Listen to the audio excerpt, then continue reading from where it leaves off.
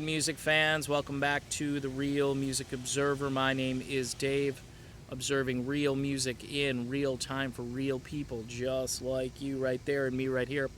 Today would have been Glenn Frey's 69th birthday. I just wanted to do a quick video acknowledging that and just to say that Glenn Frey is completely irreplaceable. You just can't replace him. His legacy, his sound, his voice, what he brought to every Eagles project. And by the way, I love Deacon Frey. I think he's doing an awesome job filling in for his late father. Those are big shoes to fill, and he's doing a great job. But, the Eagles, this is kind of like the Beatles without John Lennon a little bit. I mean, you had Lennon and McCartney, and you had Henley and Frey. Songwriters, vocalists, bouncing ideas off one another. I think Glenn wrote songs more for the people, and I think Don Henley wrote songs more for his consciousness. And there are variations on that, but really I think Henley always tried to explore all of this stuff going on in the world, whereas I think Glenn Frey was more singing toward the everyman. I mean, if you look at his songs, Peaceful, Easy Feelin', Take It Easy with Jackson Browne, Tequila Sunrise, these are songs that are, you could look at Lion Eyes. That's kind of a story relationship song about the younger woman being a gold digger and then going out and cheating on the other side of town after the thrill is gone. I'm just thinking of all the songs that Glenn was involved in, and they had more of a relationship bent to it, a more what's going on between this man and this woman and this song and how it's all going to work out. Already Gone. I'm James Dean talking about, one of his idols. And Heartache Tonight. Again, New Kid in Town is probably the most, I guess, Frey would have strayed into this world of what Henley wrote about. You have to go to a song that Frey put out on one of his solo albums called I've Got Mine, which gets into a little bit of what Henley is always singing about. It's a little bit more deep, and it's looking at the world in a certain way, and it's got a certain prism or ideological bent. But I love the fact that Glenn Frey entertained people.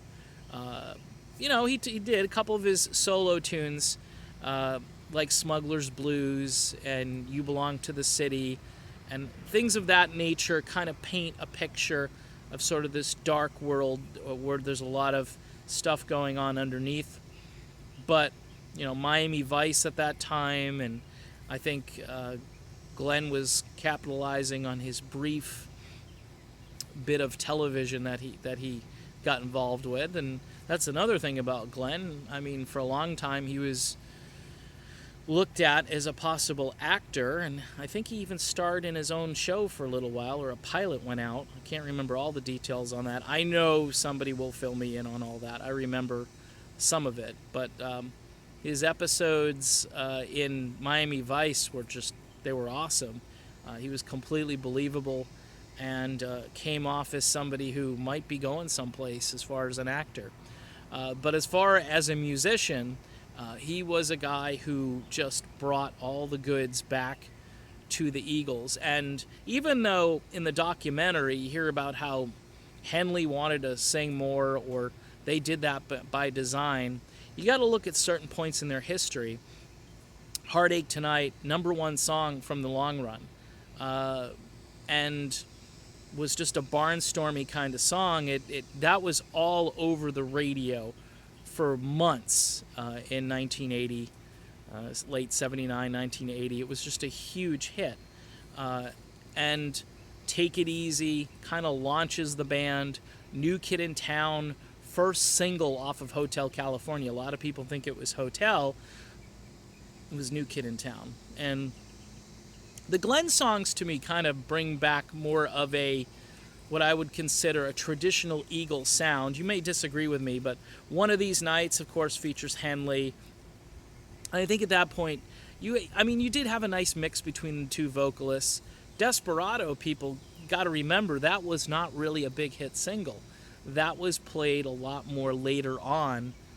FM stations kind of went back to it. The whole concept album, the Desperado era, it actually was a little bit of a flop for the band when they made that quote-unquote cowboy hillbilly record that a lot of the those people in the music business thought they had gone too far because they had made a concept album and it was the Old West and so forth. But there are a lot of great songs on that album. One of my favorites is Tequila Sunrise, which again features our hero Glenn Frey. On the Border, which is sung by both Frey and Henley, it's kind of a Frey song, though. It has kind of a Frey sort of thumbprint on it. And then just looking at things that happened, like when the Eagles got back together again, I mean, Frey was the real instigator for the tune Get Over It. He came up with the guitar parts and asked the other guys to play it, basically wanted kind of like a Chuck Berry type thing, and they followed, and it's a song I think that both Henley and Frey wrote together, but I think you needed Glenn there. My point is, this is why Glenn is not a replaceable character. He's just not, and on his 69th birthday, it's just weird to think he's not here to either sing or compose or just be Glenn Frey and hang out. Just be on, I know he used to hang out like on ESPN and stuff, and every once in a while he'd show up with like Dan Patrick. He's just a good guy, a regular guy. He seems to have raised a really decent kid too in the form of Deacon, who's got a lot of pressure on him and seems to be handling it well. But anyway, happy birthday, Glenn Frey. Rest in peace. You are missed, and your contributions to the music world will live on. But tell you what, you're a guy who just can't be replaced by anyone. Your son is doing a good job, but you're the man, you're the legend.